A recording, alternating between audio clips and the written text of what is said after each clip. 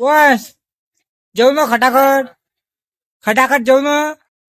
आज आपले भाषे जेवले 11 वाजता. तर विषय असा झाला की उन्हाळा म्हटलं की सर्वच्या बहिणी घरी येतात. तसेच आपल्या बहिणी घरी आलेल्या होत्या. सर्व पुऱ्यातल्या बहिणी एका जागी आल्या, मस्त गोष्टी करून आल्या की आपल्या रोडगेचा बाउन्सर पाहिजे. म्यातला काही विषय आहे काय? विपुलने म्हणतो चला आपल्या रोडगे बनवा लागते. मस्त 4-5 जण मिळून मस्त रोडगे बनवले. पाहून घ्या पुरं गाव झोपलेले आणि आमचे रोडगेच चालू आहेत. रोडगेचा काही आकारच नाही. एवढे मोठे रोडगे करून ठेवले की काय सांगू तुम्हाला. 2 दिवस पुरतीन काय म्हणून सर्व बहिणी वाटच पाहून आल्या की रोडगे कधी होतात. 9 वाजले. रोडगे काढून घेतले, मस्त पुसून घेतले विपुलने. पण रोडगे शिजले की नाही मला माहितच नाही. म्हणून आजीले बोलायला, आजीने तेच घेतले म्हणे शिजले म्हणे. इकडे भाजी काढून घेतली, इकडे मस्त दह्याची चटणी सलाद वगैरे काढून घेतला. सर्व अरेंजमेंट झाली. मस्त भाषेबा आलेले होते. मस्त माळीवर आपल्या पंक्ता बसल्या. पहिले तर भाषेबाले म्हटलं तुम्ही जेवण करून घ्या. नंतर सर्व बहिणीची पंगत बसून दिली आपल्या. मस्त सर्व बहिणीने मस्त जेवण वगैरे केलं. नंतर आपली पंगत बसली. भाजी कोण केली तर आपल्या गड्यानंच केली रे भाऊ किरण. मस्त भाजी केली. जेवण वगैरे केलं. मस्त खाली आलो. पण आपले भाषे बाबा किती मस्त नाचतात. आलू वांग्याची भाजी सुहानी, विदर्भाची ही जनता दिवानी.